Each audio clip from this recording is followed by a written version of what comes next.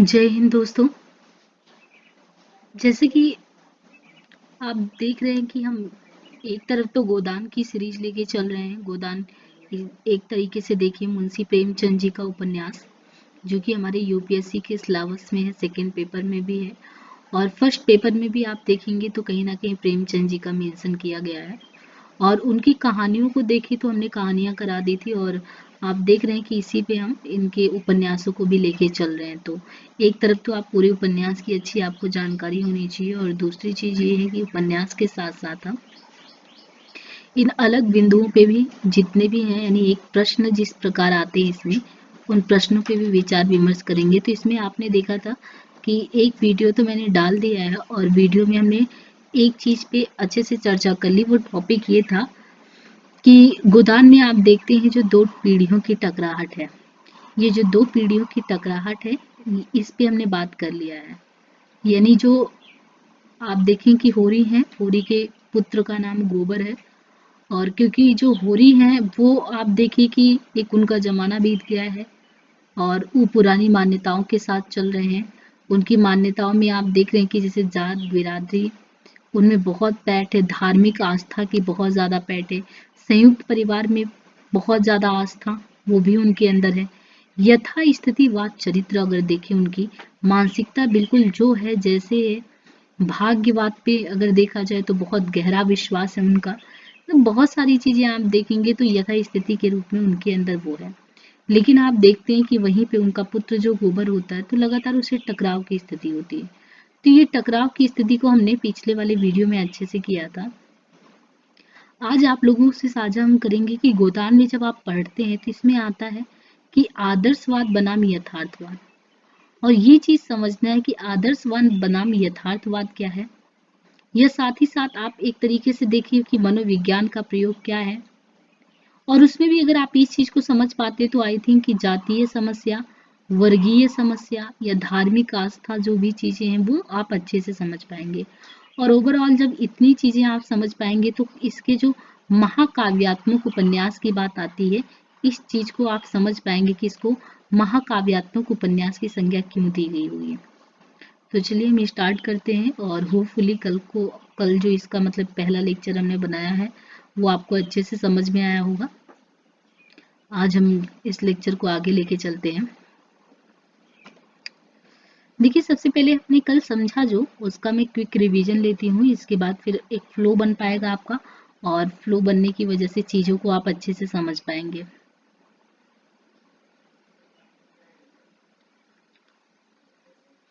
देखिए कल हम लोगों ने जब किया था तो सबसे पहले हमने ये समझा था कि जो दो पीढ़ियों की टकराहट है, आप देखते हैं इसमें लगातार आप एक तरीके से देखिए कि दो पीढ़ियों की आपको टकराहट जो है वो साफ दिखती है। ये दो पीढ़ियों की टकराहट किसके किसके बीच में आपको दिखता है, यानी एक तरफ तो गोबर होते हैं। गोबर यानी आप एक तरीके से देखिए कि गोबर कौन है, यानी ये गोबर जो है ये होरी के पुत्र हैं। और टकराहट किन बातों को लेके है कि गोबर जो है आज के भी युवा जो है, आप कह सकते हैं कि युवा प्रतिनिधि के रूप में आते हैं। और युवा प्रतिनिधि के रूप में इस तरीके से हम कह सकते हैं कि युवा प्रतिनिधि के रूप में इसलिए आते हैं क्योंकि इनका सोच जो है वो सोच आप देखेंगे तो वो बिल्कुल खुला हुआ है। खुला क्या कि मतलब कि अन्याय के विरुद्ध बोलने वाली बात तो इनके अंदर है कि ये अन्याय के प्रति आवाज उठाने वाले में से है। और अन्याय के प्रति आवाज यानी जो भी चीज इनके साथ गलत हो रहा है, अन्याय के प्रति ये आवाज उठाने वाले थे। परंतु होरी को देखते थे, होरी बराबर समझाते थे उनको कि धार्मिकता भी कुछ होती है, यहाँ तक कि अपने पूर्वजों की अगर हम कहें तो उनकी भी इज्जत की भी बात कुछ होती है। और अगर बात पारिवारिक आस्था में आए तो संयुक्त परिवार का भी है। और ये भी बराबर बताते कि जिस प्रकार मैं बड़ा हूं तो हमारा खुद का एक तरीके से देखा जाए तो हमारे खुद के भी कुछ दायित्व हैं। यानी आप देखेंगे कि लगातार जो होरी को एक ऐसी स्थिति में ले जाता है कि अंततः आप देखेंगे कि किस माली हालत में होरी पहुंचते। उसके पीछे एक दो नहीं बल्कि कई कारण हैं। कारण ये है कि जो सामाजिक जकड़न है, दबाव है, जो धार्मिक आस्था है, धर्म विरोधी मर्जात से डरना है, अन्याय के प्रति बोलना नहीं है। ऊंच नीच या विषमताएं जो हैं वो ईश्वर के द्वारा सब प्रदत्त हैं, उनके द्वारा निर्मित है। यानी किसी भी तरीके से गतिशील नहीं होना है। लोग कितना भी पीड़ित करें, लोग कितना भी प्रताड़ित करें, संयुक्त परिवार के प्रति वही आस्था, यानी जो स्वाभाविक रूप से एक जैसा है उनका, वो उसी चीज को मानते हैं। और लगातार आप देखते हैं कि इस सामंतवादी सोच और जो पूंजीवाद तो यहाँ पे नहीं, गांव में उस तरीके से, लेकिन सामंतवादी जो सोच है और जो एक सामाजिक दायरे में दबाव है, एक जकड़न है, वो उसको लगातार एक ऐसी स्थिति में लेके जाता है जब उसकी हालत आप देखते हैं कि बहुत ज्यादा बदतर हो जाती है। तो ये स्थिति होती है और गोबर भी इन चीजों से निकलने के लिए पलायन करते हैं, शहर की ओर रुख करते हैं। पर आप देखते हैं वहां भी पूंजीवाद का बोलबाला है, औद्योगिकरण है, नगरीकरण है, चकाचौंध वाली दुनिया है। पर जिसके लिए वो जाते हैं वो चीज शायद उनको भी वहां भी नहीं मिल पाती। तो स्थिति दोनों लोगों की है, ना इनको वो चीज मिल पाता है ना उनको वो मिल जब पाता है। मतलब दोनों लोगों को किसी प्रकार जिस वजह से ये जाते हैं वो चीजें इनको मिल नहीं पाती है। फिलहाल आज हम तो देखना है, हमको 3-4 चीजें इसमें देखनी है। सबसे पहले हमको समझना है कि ये आदर्शवाद क्या है। ये आदर्शवाद की बात करें तो आदर्शवाद क्या है, और आदर्शवाद से भी ज्यादा जरूरी हो जाता है यथार्थवाद। क्योंकि महाकाव्यात्मक उपन्यास होने के साथ आप देखते हैं कि गोदान को यथार्थवादी बोला जाता है, कि ये जो है गोदान उपन्यास जो है बेसिकली ये यथार्थवादी उपन्यास है। तो यथार्थवादी उपन्यास ये किन मायनों में है, और एक यथार्थवादी जो उपन्यास होता है, तो यथार्थवादी उपन्यास को यथार्थवादी क्यों कहेंगे, उसके पीछे का कारण क्या होता है वो भी जानना उतना ही जरूरी है। तो सबसे पहले हम यही जानते हैं कि यथार्थवाद क्या है, यथार्थ का अर्थ क्या होता है। क्योंकि इसमें आप देखते हैं कि गोदान में ये आदर्शवाद बनाम यथार्थवाद की बात आती है। आदर्शवाद क्या है, यथार्थवाद क्या है। तो सबसे पहले अगर हम जो भी व्यक्ति अगर लिख रहा है, जैसे हम मुंशी प्रेमचंद जी की बात करें, कि कोई भी चीज मुंशी प्रेमचंद जी की लेखन कला में आप देखेंगे तो ऐसा नहीं कि आपके सिलेबस में कहानी नहीं है, कहानी भी है। और कहानी में भी आपने देखा था, इनका समय बांट कर देखा होगा तो आपने देखा कि 1907 से मान लीजिए कुछ 36 का मान लीजिए 25 तक का दायरा है, फिर 25 से भी आप ले लीजिए कि 36 का समय जब गोदान इस रूप में परिणित होता है। एक समय होता है इनका कि आदर्शवाद इन पे बहुत ज्यादा चढ़ के बोलता है, आदर्शवाद बहुत चढ़ के बोलता है, और लास्ट तक आते आते इनकी चीजों में आप देखते हैं इनके लेखन में यथार्थवाद आ जाता है। ये एक्चुअली क्या होता है कि कहानी में ये जो उनका आदर्श से विमुख होकर यथार्थवाद की जाने की जो यात्रा रही है, उसके पीछे ये है कि देखिए पहले तो हमें ये समझ लेना कि आदर्शवाद क्या है, दूसरी चीज समझ लेना कि यथार्थवाद क्या है। यथार्थवाद है कि जो भी कटुता आपको समाज में व्याप्त दिखती है, जो सच्चाई दिखती कि ये चीज घटित हो रहा है, उसमें आपने से फेर बदल नहीं करना है। जैसे आप देखते हैं उनका सुने हैं कि कफन कहानी, कि इंसान भूख के सामने क्या होता है, भूख के सामने अपने ही परिवार के मृतक जन अगर पड़े हुए हैं, और भूख होता है कि इंसान को किस हद तक लेके जाता है कि उसे कोई दर्द महसूस नहीं होता, पहले वो अपने पेट पूजा पे ध्यान देता है। आपने इनका कफन देखा था। वही आदर्शवाद अगर देखेंगे, आदर्शवाद कहानियों में देखेंगे तो जैसे आपने बड़े घर की बेटी को देखा, कि बड़े घर की बेटी में किस प्रकार वो बड़े घर की बेटी होती है, आखिर उसको लास्ट में देखते हैं उसका हृदय परिवर्तन हो जाता है। आपने बूढ़ी काकी देखी, बूढ़ी काकी में भी देखी एक समय जो उसकी बहू होती जो उसको पीड़ित करती, प्रताड़ना देती, तो मतलब उसका भी हृदय परिवर्तन हो जाता है। लेकिन आप अंततः ये देखिए कि गोदान की जो जर्नी रही है, गोदान में कभी ये नहीं दिखाया गया कि किसी को दया आई हो और होरी को दया के पात्र समझ के उसको बचाने का भरसक प्रयास किया हो, बल्कि इतने कड़वी सत्य के साथ इसको दिखाया गया कि दाता दिन लास्ट तक जाता है, गोदान करता है, और जो कुछ भी धनिया के पास रहता है वो उसको गोदान गौदान के उसमें दे देती।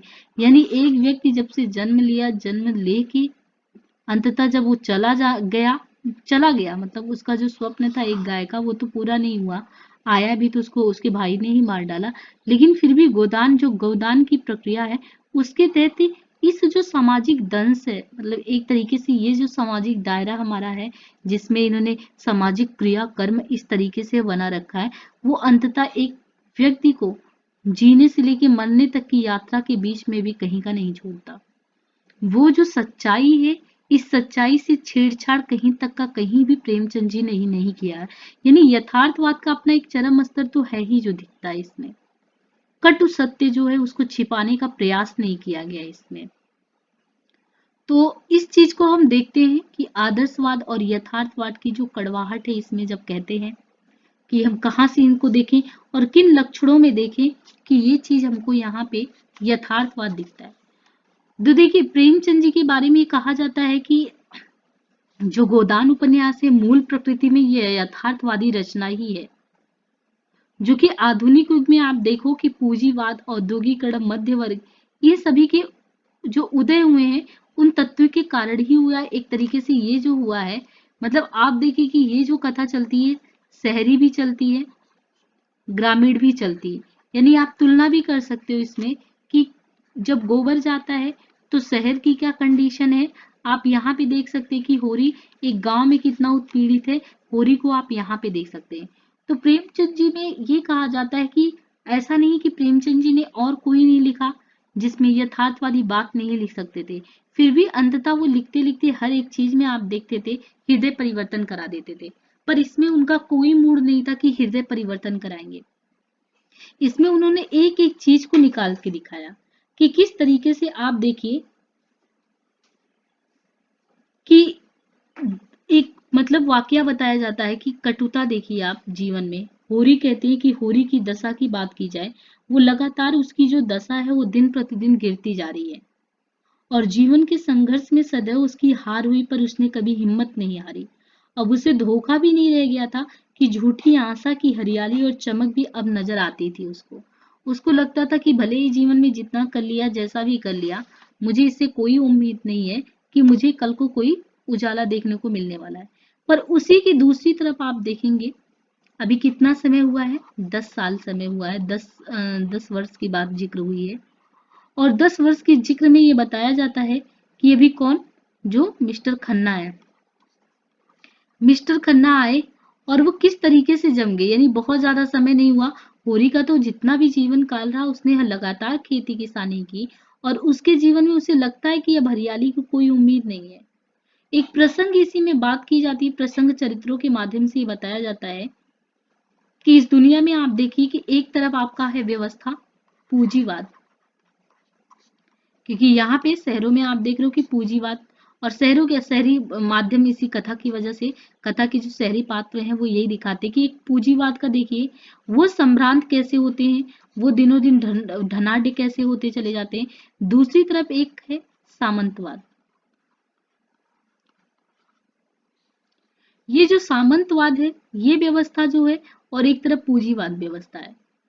सामंतवाद में अगर आप देखेंगे तो सामंतवाद के बारे में तो एक बार पहले ही राय साहब के माध्यम से कहलवा दिया गया, कि राय साहब के माध्यम से बोला गया कि ये सामंतवाद तो बहुत जल्दी ढहने वाला है। इसका अगर हम देखें तो वो खुद राय साहब होरी से ये कहते हैं कि लक्षण कह रहे हैं कि बहुत जल्द हमारे वर्ग की हस्ती मिट जाने वाली है। पर पूंजीवाद का चरित्र अगर आप देखते हैं तो पूंजीवाद के चरित्र में आप सम्रांत वर्ग के पीछे मुनाफा देखते हैं कि मुनाफा कितनी तेजी से होता है और बैठे बैठे ये लोग क्या करते हैं, लाखों के वारे न्यारे कर जाते हैं। यानी ये बताया जाता है कि पूंजीवती वर्ग जो होता है वो कैसे दिनों दिन अमीर होता चला जाता है और उसमें किस चीज का खेल होता है, कैसे सब दिनों दिन अमीर होते जाते हैं। इस सब के पीछे होता है बुद्धि का खेल। यानी बुद्धि के खेल में आप क्या कर सकते हैं, एक प्रसंग है, मालती के पिता होते हैं तो ऐसी बातचीत चलती है कि उनके पिताजी के बारे में बोला जाता वो तो विचित्र ही प्राणी थे, केवल कुछ नहीं करते थे, जुबान चला देने से, जुबान चलाने से ये लाखों के वारे नारे कर देते थे, लाखों के वारे न्यारे कर देते थे। इससे आपको पता चलेगा क्यों, क्योंकि आपको इसमें देखना है थोड़ा सा मार्क्सवादी भी आता है और मार्क्सवाद का आप रूप जानते हैं। वो जो शोषित तबका है, जो वंचित तबका है, जो आर्थिक असमानता है, वो पीड़ा उसकी खटकती है और वो चीज हमेशा जोड़ के देखता है। ये पूंजीवादी चरित्र जो है वो दिखाता है कि एक व्यक्ति सम्रांत कैसे हो जाता है, धनाढ्य कैसे हो जाता है, उसके मुनाफा के पीछे राज क्या होता है, राज क्या होता है, बुद्धि का खेल होता है। वो बुद्धि के खेल में उसने जुबान तक चलाया तो लाखों के वारे न्यारे कर दिए। और मेहनत की जो दुनिया है और मुनाफे की जो दुनिया है, दो दुनिया यहाँ पे है। एक मेहनत करने वालों की दुनिया, मेहनत की दुनिया, जो व्यक्ति अंततः जाते जाते भी सोच गया कि अब कोई हरियाली नजर नहीं आती, होरी। मेहनत की दुनिया, पसीना बहाने वाला, शहर में जाकर गोबर, कोई उम्मीद नहीं लगता, यहाँ तक कि हीरा शोभा सब मिट्टी में मिल गए, कोई नहीं। एक दुनिया थी मेहनत की दुनिया के बजाय आपने देखा कि एक दूसरी दुनिया है, जो दुनिया क्या कर रही है, मुनाफा कमा रही है। उस मुनाफे के पीछे उसकी क्या है, उसके मुनाफे के पीछे है उसका दिमाग। उस दिमाग के माध्यम से वो बैठे बैठे कितना कमा ले रही है। ये दोनों में जो अंतर विरोध आपको दिखता है, ये अंतर विरोध, चाहे इसको कहो आप आर्थिक असमानता है, या आप कह सकते हैं कि एक ही समाज में रहने वाले दो लोगों के लिए दोयम दर्जा। इसीलिए हमें लगता है कि आपको जब प्रेमचंद जी का सिर्फ शहरी पार्ट ही नहीं, बल्कि शहरी तो ये बना ही नहीं था, खासकर ग्रामीण को लेके बना था, लेकिन अगर ग्रामीण पार्ट को लेकर या ग्रामीण भाग को लेकर अगर इस शहरी से जोड़कर दिखाया नहीं जाता तो ये बहुत कंप्लीट नहीं होता, उपन्यास अपने आप में पूर्ण नहीं होता। इसलिए जब भी बात करते हैं इसकी पूर्णता, यथार्थता, कि ये कटुता दिखाता है समाज का, हाँ दिखाता है। और कैसे दिखाता है, तुलनात्मक रूप में दिखाता है। तुलनात्मक रूप में किस प्रकार दिखाता है, एक साथ इसने कई चीजों को लपेटे में ले लिया। सामंतवाद ढह रहा है, पूंजीवाद लोगों का शोषण कर रहा है, मार्क्सवाद असमानता की खाई को बता रहा है, और इन सब के पीछे है बुद्धि का खेल। मेहनत की दुनिया ढह रही है, मुनाफे की दुनिया आगे बढ़ रही है। ये है समाज का एक अंतर विरोध।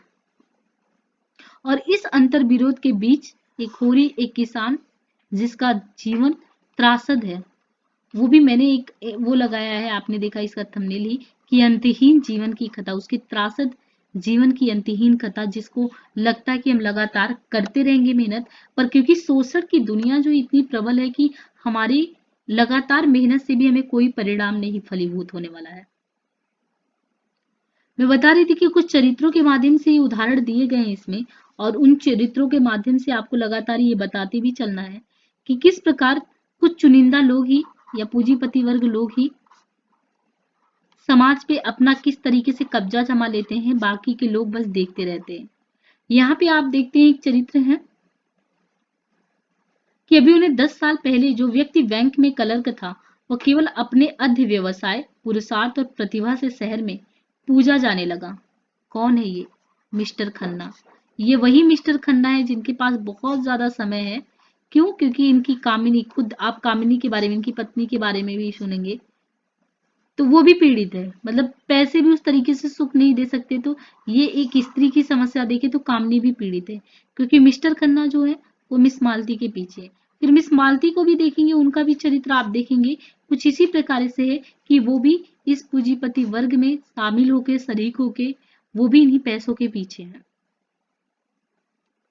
और भी बात हुई है कि अगर आप देखें कि ये जो आज सैकड़ों करोड़पति बने हैं, इसी स्पेकुलेशन, मतलब बताते हैं कि इसी स्पेकुलेशन की बदौलत बने हैं। मिनटों में ये लोग लाखों के वारे न्यारे कर देते हैं, और बाजार का चढ़ाव उतार इनको कोई ऐसा नहीं कि आकस्मिक घटना है, लेकिन फिर भी ये मजाल एक धोखा खा जाए। मिस्टर खन्ना राय साहब से ये कहते हैं। यानी यहाँ पे आप देखिए तो एक तरीके से, और होरी को देखिए, होरी क्या कहते हैं, होरी की सोच देखिए। होरी तो यहाँ पे टक्कर लेने के बारे में सोच भी नहीं सकते। क्यों, क्योंकि होरी के आगे पीछे आपने देखा जाति है, मर्जाद है, सामाजिक दबाव है। सामाजिक दबाव क्या कह सकते हैं कि एक पिछड़ापन है, न्याय के खिलाफ, न्याय तो मिले या ना मिले, एक तरीके से अन्याय के प्रति वो बोलने वाले भी नहीं है। होरी कहते हैं जो 10 रुपए महीने का भी नौकर है वो भी हमसे एक अच्छा खाता पहनता है, लेकिन खेतों को छोड़ा तो नहीं जाता। खेती में जो मर्जाद है वो नौकरी में तो नहीं है। और इनके विपरीत आप देखते हैं कि होरी अगर ऐसे सोचते तो मालती कैसे सोचती है, जो इंग्लैंड से पढ़ के आई है मिस मालती, वो कैसे सोचती है। वो यही कहती है कि ये जो नई सभ्यता है ना, ये नई सभ्यता, इस नई सभ्यता का आधार क्या है, नई सभ्यता का आधार क्या है, इस नई सभ्यता का आधार है धन। यानी विद्या और सेवा और कुल और जाति सब धन के सामने ही है। सबको इसने कहा विद्या हो। अब देखिए इसके एकदम विरोधाभासी, विद्या है, कुल है, सेवा है, जितनी भी चीजें आप कर रहे हैं, और जाति, जो कि एक ग्रामीण पृष्ठभूमि में कितना अंदर तक घर की है। विद्या, कुल, सेवा और जाति, अगर इन सारी चीजों को देखें तो सब क्या है, धन के सामने क्या है, हे स्थिति में है। ये कंट्राडिक्टरी, एक विरोधाभास है कि होरी वहां से निकलना नहीं चाहते, और होरी जिनके पीछे पीछे पिछलग्गू बन के घूमते रहते हैं, आप उनको देखते हैं, क्या नाम है, राय साहब। आप लास्ट तक देखेंगे राय साहब बनाने में लगे हैं और होरी उनका सेवा करने में, और खुद मालती कहती है कि सेवा कर लो, जाति के पीछे भाग लो, कुल के पीछे भाग लो, विद्या की बात कर लो, पर नई सभ्यता का आधार तो धन है ना। अगर धन होता तो होरी गाय की वजह से इतना तड़प में नहीं रहता, लगातार ब्याज की दुष्चक्र में उसकी स्थिति नहीं होती, उसके बच्चे बचपन में उस तरीके से मर नहीं जाते, छिन नहीं जाते, जो दर्द उसको हमेशा लगा रहा कि अगर शायद उसके पास पैसे होते तो अपने बच्चों को बचा लेती।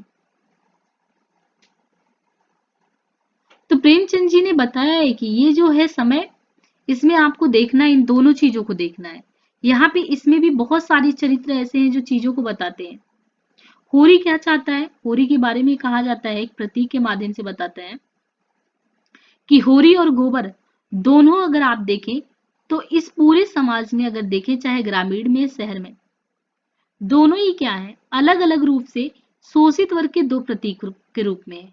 यानी जैसे शोषित समाज है, और हम उसमें ये नहीं कहें कि होरी जाके गोबर जाके वहां पे गांव में शहर में खुश हो गया, नहीं, उसको जाके स्ट्राइक करना पड़ता है।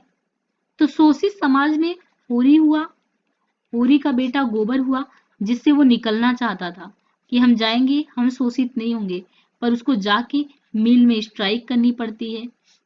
लगातार उसके मिल मालिक उसे पैसा नहीं देते, या वहां पे लोग बहुत ज्यादा माली हालत में रहते, उसका तबीयत खराब हो जाता। यानी इस व्यवस्था का ये भी है मेहनत, मेहनत करने वाला व्यक्ति, ये भी है मेहनत करने वाला, लेकिन इन दोनों की मेहनत को कोई पूछने वाला नहीं। समाज एक ही है, समाज में आर्थिक असमानता की वही स्थिति है, शोषण के दुष्चक्र में दोनों फंसे हैं।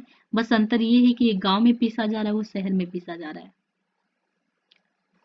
पूरी कहते कि कितना चाहता है कि किसी से एक पैसा वो कर्ज ना ले, और इनकी साफ गोई देखिए, ये साफ गोई है इनकी, कि होरी चाहता है कि किसी से वो एक पैसा कर्ज ना ले, जिसका आता है उसका वो पाई पाई चुका देना चाहता है।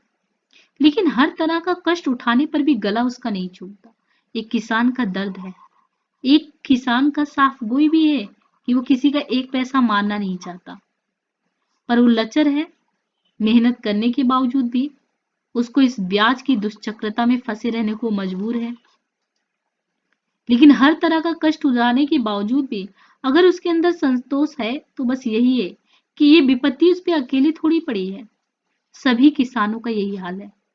यानी ये सिर्फ होरी जैसे किसान एक की बात नहीं करें, ये सभी किसानों की हाल है, सभी उसी ब्याज के दुष्चक्र में फंसे हुए हैं, सभी फंसे हैं। और इनके अंदर है भी कि लोगों का दे दे, लेकिन वो कहां से निकल पाए उस चीज से। गोबर प्रतिक्रिया जाहिर करता है। गोबर ने खोचे से निराश होकर शक्कर की मिल में नौकरी कर ली है। दिन भर के बाद जब वो दिया जलाए घर आता है, उसकी देह में जरा भी जान नहीं रहती है।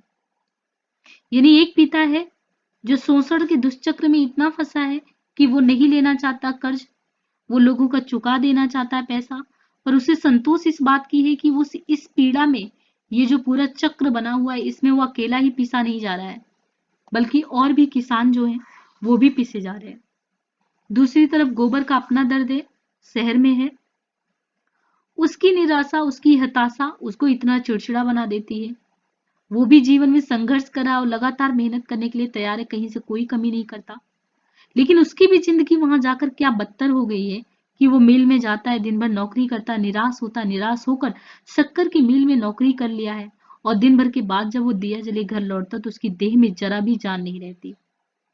यह देह की उतनी मेहनत ना होने पर भी जिस स्थिति में रहता है, जिस माली हालत में, ऐसा तो नहीं है कि कोई मजदूर है तो मजदूर के लिए ऐसी कोई व्यवस्था ना हो कि जहाँ पे रहे वो आधी बीमारी उसको उसके कोलाहल से हो जाए। पर जहाँ पे वो रहता है, बेसिकली वो क्या होता है, गन्ना मिल, वो जहाँ पे रहता है दिन भर काम करता है, वहां पे कोलाहल इतना ज्यादा होता है और जितने लोग वहां पे काम करते हैं, मतलब संख्या से ज्यादा अधिकतर काम करते हैं, और उनके लिए कोई व्यवस्था का ना होना, उस गति और उस तूफानी शोर का उस पर बोझ सा लदा रहता है। सब श्रमिकों की यही दशा है, सेम थी। जो पिता की दशा थी, वो पिता के साथ तो सारी किसानों की दशा थी। उसी तरीके से जो गोबर की दशा है, वो सिर्फ गोबर की दशा नहीं है, गोबर के साथ श्रम अपने देने वाले श्रम देने वाले अन्य जो उनके लोग हैं, अन्य उनके साथीगण हैं, उन सभी की भी वही दशा है। और आखिर ये लोग इससे लचर होकर थक कर जब आते हैं तो मजबूरन उन्हें नहीं पीने का मन होता है, फिर भी उस थकन और मानसिक जो थकान है और जो मानसिक अवसाद की स्थिति में वो पड़ जाते हैं, उस मानसिक अवसाद से निकलने के लिए अपनी दैहिक थकान होती है, शरीर की दिन भर की थकान जो होती है, उसको दूर करने के लिए ताड़ी या शराब का सहारा लेते हैं। और ताड़ी या शराब का सहारा लेंगे तो ये शारीरिक रूप से मजबूत होंगे कि कमजोर होंगे? अंदर से क्या होगा, इनका शरीर कमजोर होगा। अंदर क्या होगी, चिड़चिड़ाहट होगी। पारिवारिक माहौल क्या होगा, कटुतापूर्ण होगा। और ये सारी चीजें होती हैं।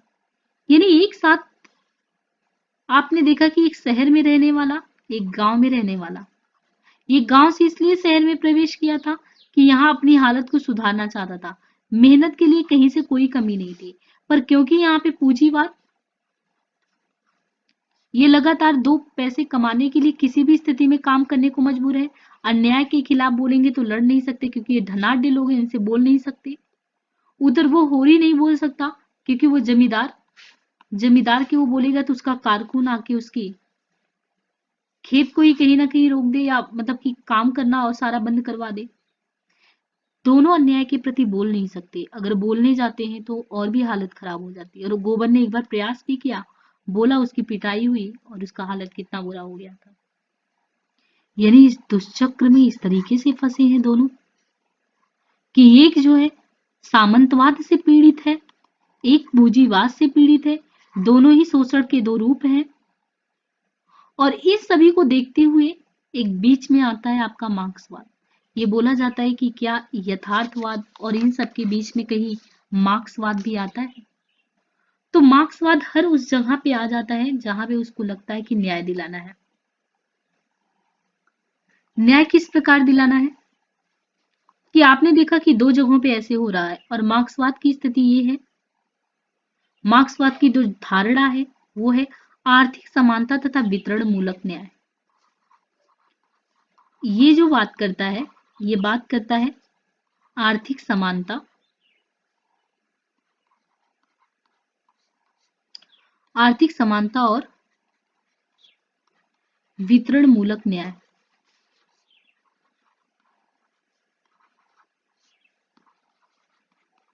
मार्क्सवाद ये कहता है कि हम तब तक मानव को मानवीय समाज में गिनती नहीं करते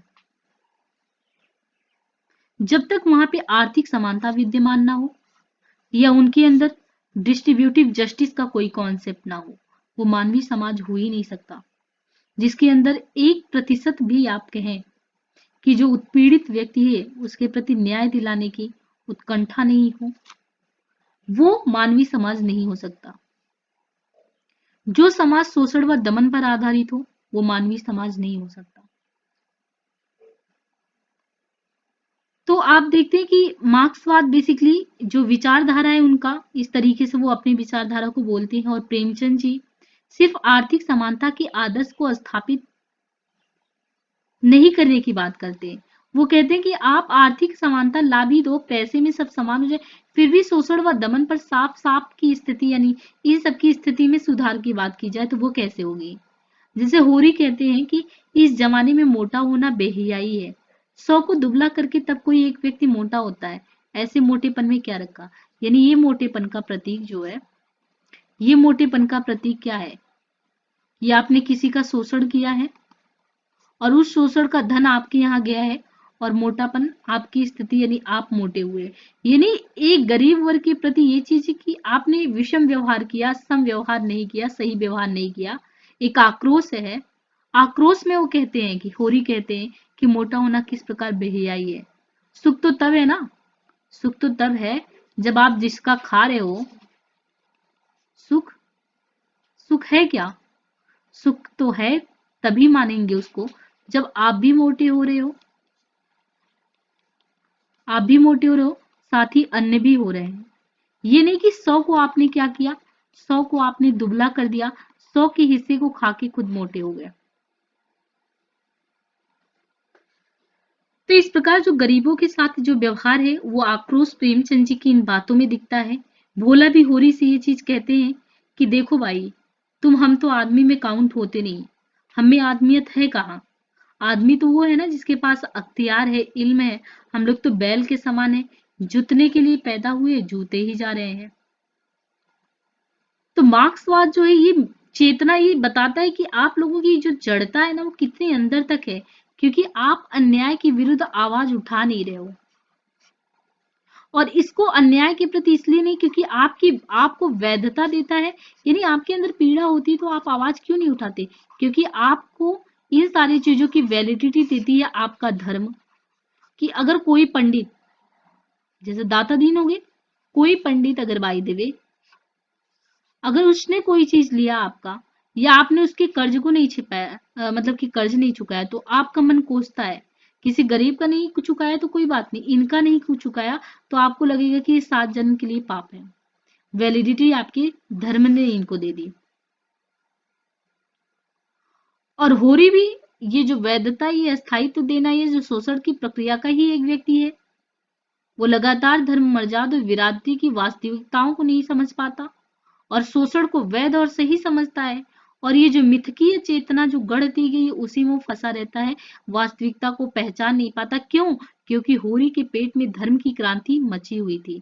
वो कहता था कि ठाकुर बनिए, ठाकुर हो बनिया, उन सबके पैसे मान लो तो कोई दिक्कत नहीं, लेकिन अगर इनके मान लिए तो हड्डी तोड़ के निकलेंगे। मार्क्सवाद ने कहा ये जो सारा इस व्यवस्था को तुम लोगों ने बनाया, ये तो सारी कृत्रिम है ना। किसने बनाया ये व्यवस्था? आप लोगों ने बताया। ये धर्म का आवरण जो उड़ाने की बात हुई, धर्म का चोला किसने किया? आपने दमन का विरोध नहीं किया। तो इस तरीके से मार्क्सवाद जो है बेसिकली इन रूपों में यहाँ पे दिखता है। मतलब अगर हम कहें कि यहाँ पे दिखता है तो हाँ, मार्क्सवाद धनी वर्ग के सदस्य जो होते हैं तो उनके प्रति हमेशा इन चीजों को लिखता है। जैसे आप एक देखिए कि इसमें चुनाव की बात आती है, तो चुनाव में भी तो मार्क्सवाद यही कहता है ना कि चुनाव में भी प्रतिनिधि के तौर पे कौन खड़ा होता है? कोई नॉर्मल पर्सन खड़ा होगा? नहीं। कोई धनाढ़ खड़ा होगा? तो उदार लोकतंत्र क्या हुआ? उदार लोकतंत्र भी वो व्यवस्था हुआ जिसमें निम्न वर्ग मतदान के माध्यम से सिर्फ ये चुन सकता है कि वो अगले कुछ वर्षों तक उच्च वर्ग के किन प्रतिनिधियों के हाथों में चीजों को दे रहा है। ये हुआ आपका डेमोक्रेसी। ये हुआ आपका डेमोक्रेसी। क्योंकि प्रतिनिधि भी आपके कोई निम्नतर स्थिति वाला व्यक्ति नहीं चुना जा सकता, उसमें भी उच्चतम स्थिति में जो है वही चुना जा सकता है। क्या इस तरीके से हम कहेंगे कि ये चीज जो पढ़ रहे हैं हम, ये मार्क्सवाद से प्रभावित है कि नहीं है? तो कुल मिला के आपने देखा कि हाँ, इसमें कई चीजें आपको देखने को मिली। मार्क्सवाद यानी मार्क्सवाद के मनोविज्ञान ने जिस तरीके से इसको बताने का प्रयास किया कि इसमें मार्क्सवाद के दर्द कहीं ना कहीं दिखने को मिले हैं। उसने लगातार कुठाराघात करने का प्रयास किया, बहुत ज्यादा नहीं किया है लेकिन किया है। आदर्शवाद की बात है तो इसमें आदर्शवाद बहुत कम मात्रा में दिखी है। आदर्शवाद आप देखते हैं कि जैसे आपको मिस मालती का हृदय परिवर्तन देखने को मिलता है, वो भी अंततः आप देखते हैं कि मिस मालती चेंज हो जाती, वरना शुरुआत में आप देखेंगे कि शुरुआती उनका जो रुझान है वो तो बिल्कुल पूंजीवादी है। यहाँ तक आप देखते हैं कि जब वो पार्टी में आई होती है तो किस प्रकार ओंकार नाथ को राय देती हैं। ओंकार नाथ कौन रहते हैं? एक पत्रकार रहते हैं, और पत्रकार साहब को ये बराबर राय देते हैं कि अभी जो आपकी स्थिति है, जो माली है ना, अगर आप तलवे चाटने के लिए तैयार हो जाए नेता वगैरह के, तो फिर आपकी स्थिति ये ना रहे। लेकिन बाद में इनका हृदय परिवर्तन करा ही देते हैं प्रेमचंद जी। और इसी तरीके से आप देखिए कि जैसे उनका मिस मालती का हृदय परिवर्तन प्रेमचंद जी मानवतावादी आदर्शों के रूप में अगर उनको परिणित कर करवा देते हैं, तो और भी लोगों का देखते हैं आप।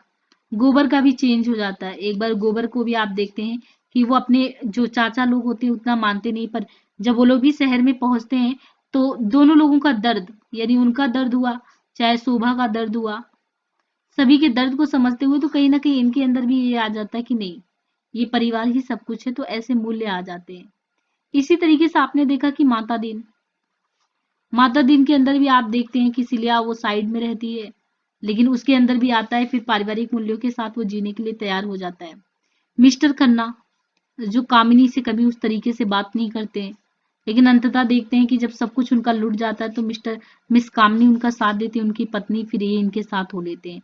इन लोगों के माध्यम से हृदय परिवर्तन कराकर ये बताया गया कि नहीं, कि बहुत ज्यादा रिजिड है। लेकिन अगर हमने कहा कि इसमें आदर्शवाद ज्यादा हावी है, जैसे पहले ये कहानियां लिखते थे प्रेमचंद जी 1907 से 5 तक की 25 तक की कहानियां, जिसको हम आदर्शोन्मुख यथार्थवाद कहते, तो ऐसा कुछ नहीं है, क्योंकि चरम यथार्थ तो आपको देखने को मिलता ही है। तो गोदान को हम एक यथार्थवादी उपन्यास ही कहेंगे, जिसमें होरी जैसे अन्य किसानों की जिंदगी की बात की गई है, गोबर जैसे शहर में रहने वाले अन्य जो श्रमिक गण है उनकी बात की गई है, कि कैसे पूंजीपति लोग उनको किस तरीके से शोषण के वर्ग में लगातार उनको उत्पीड़ित करते रहते हैं और अन्याय के विरुद्ध वो नहीं बोल पाते, क्योंकि 2 वक्त की रोटी उनसे छिन जाएगी। और इसमें आप लगातार और भी लोगों को देखेंगे, दलितों की समस्या को उठाया गया है, महिलाओं की भी समस्या को उठाया गया है।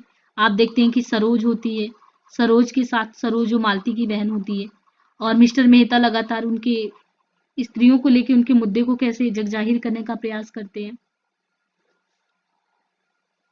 वंचित तबकों के बारे में इसमें बताया जाता है। तो देखिए, गोदान में इस तरीके से हम नहीं कह सकते कि कुछ इस तरीके से स्थिति है कि आपको बहुत सारी चीजें इसमें नहीं देखने को मिलती है। इसमें ये बताया गया कि हाँ, गोदान के बारे में कहें तो कुछ समीक्षक ये दावा कर सकते हैं कि गोदान जो है ऐसी स्थिति में यथार्थवाद में है कि समाजवादी यथार्थवाद में है।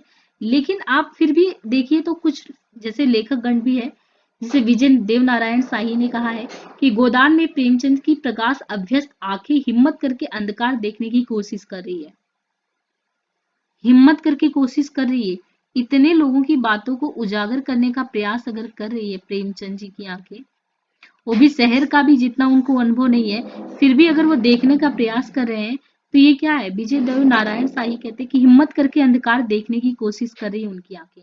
निर्मल वर्मा भी जी कहती है कि गोदान में भारतीय किसान का वह अंधकार में जिसे मेलनकॉलिक भी कहते हैं अंधकार के लिए, तो मेलनकॉलिक जो भविष्य चित्रित हुआ है, जहां भारतीय किसान का किसानत्व जो है संकट में पड़ा दिखता है।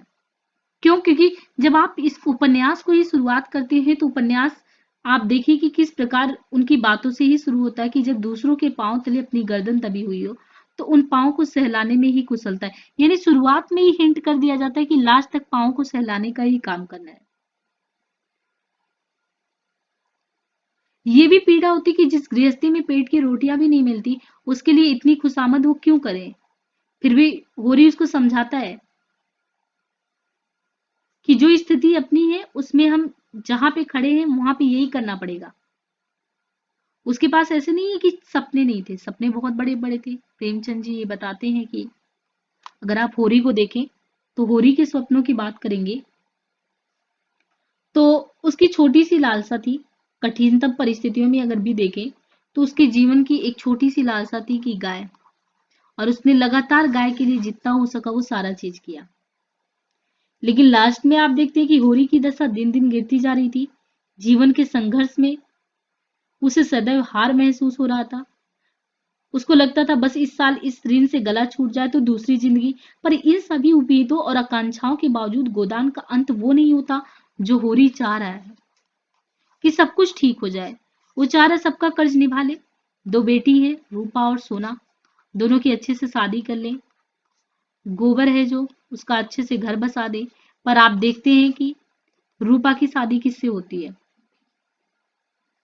यानी इसमें भी आप देखते हैं कि अनमेल विवाह की भी समस्या आ जाती है।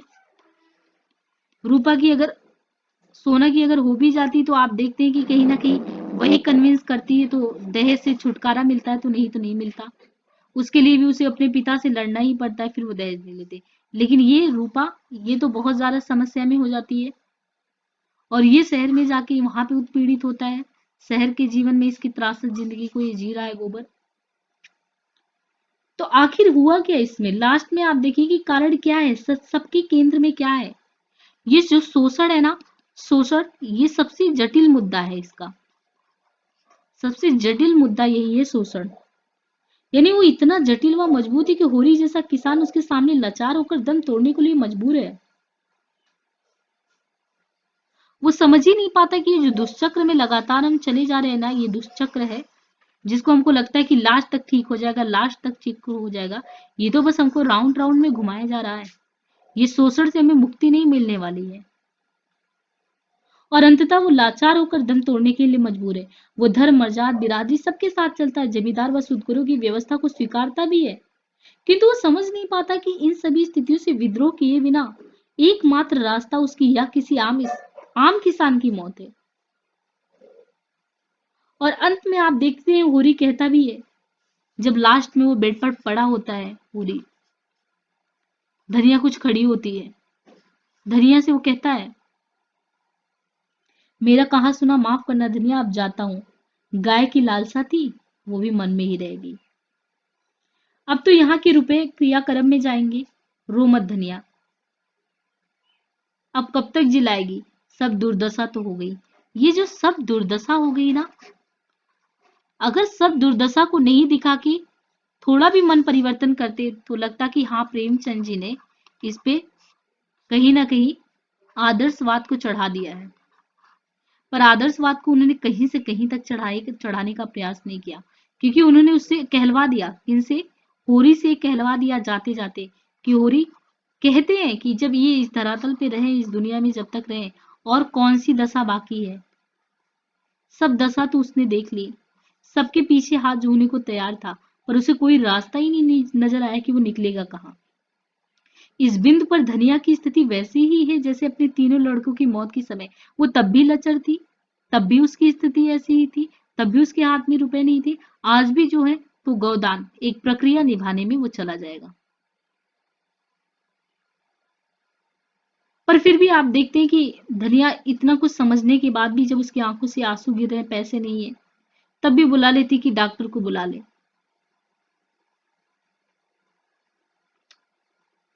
इस तरीके से आप देखते हैं कि जो प्रेमचंद जी का आदर्शों की यथार्थवाद कहीं कहे कि आदर्श का पुर दिखता है, वो तो बहुत कम दिखता है।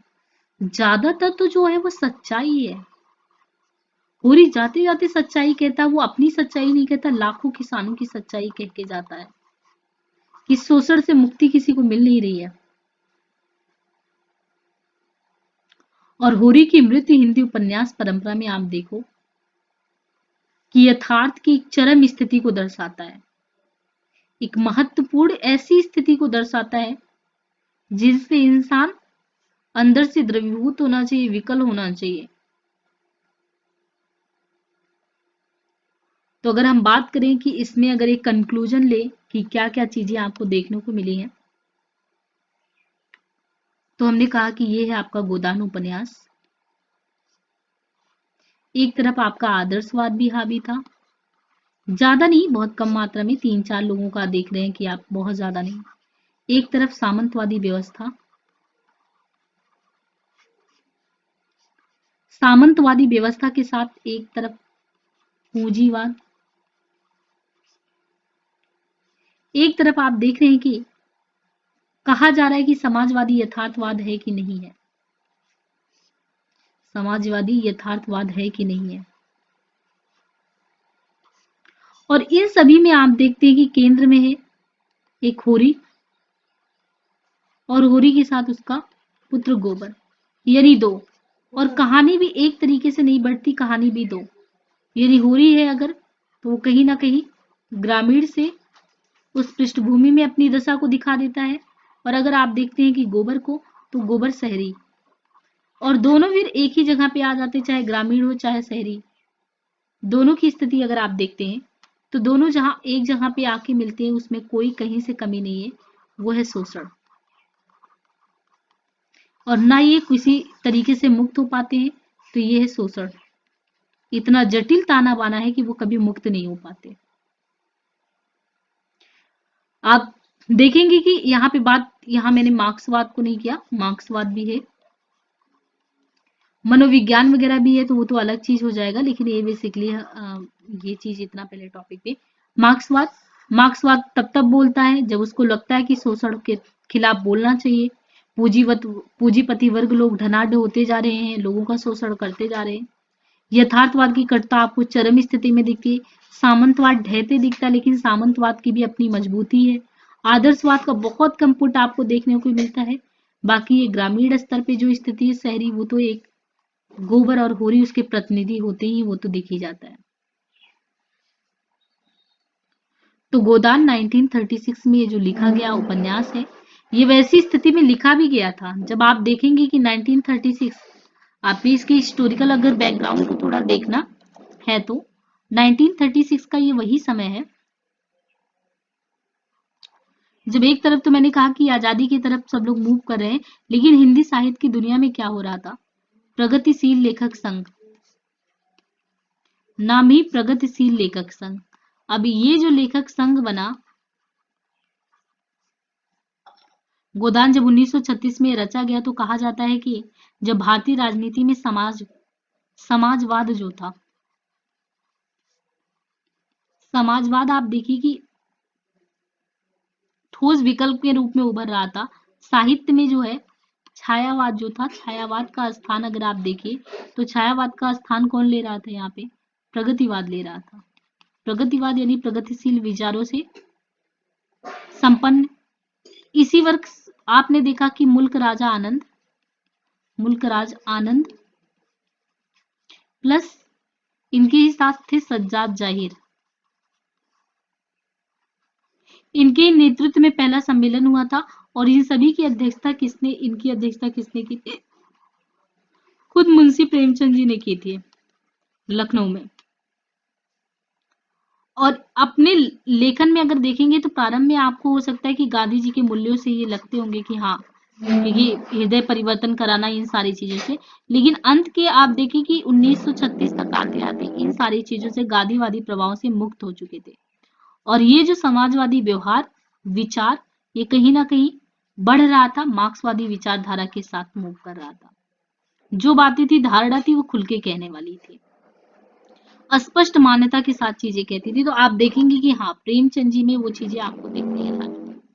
तो होपफुली कि जो चीजें मैं आज बताना चाही हूँ, हो सकता है वो आपको अच्छे से समझ में आ गया हो। इसमें देखिए, आप प्रीवियस के क्वेश्चन अगर देखेंगे तो आपको इसमें लगेगा कि कुछ क्वेश्चन तो आई थिंक हो ही जाएंगे आपके। है कि गोदान की बुनावट का विवेचन करिए। इसमें अगर हम क्वेश्चन देखें कि कौन से क्वेश्चन आपको लगते हैं कि हाँ थोड़े फंस सकते हैं, देखिए, गोदान की बुनावट का विवेचन कीजिए। क्या आपको गोदान पढ़ते हुए ये लगता है कि मतलब दुख का एक लंबा नाटक है जिसमें सुख के भी कुछ दृश्य हैं, प्रमाण देना है? गोदान उपन्यास की समीक्षा करनी है। भारतीय ग्रामों की यथार्थ की दृष्टि गोदान और मैला आंचल भी बता देंगे तो दोनों की तुलना कर पाएंगे अच्छे से। प्रेमचंद जी ने पहली बार गांव और कृषक जीवन को अपने उपन्यास लेखन का केंद्रीय विषय माना है। ये केंद्रीय विषय था। गोदान के माध्यम से प्रेमचंद जी की उक्त औपन्यासिक दृष्टि की सांस्कृतिक समीक्षा करनी है। इन्होंने कहा कि प्रेमचंद ने हिंदी कथा साहित्य की कर्म भूमि ही नहीं बदली, उसका कायाकल्प भी कर दिया। तो कायाकल्प किन रूपों में किया?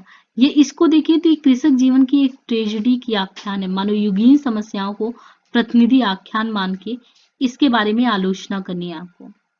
गोदान न केवल ग्रामीण जीवन का बल्कि समूचे भारतीय जीवन की समस्याओं तथा यत्किंचित संभावनाओं का भी आख्यान है। संभावना क्या है?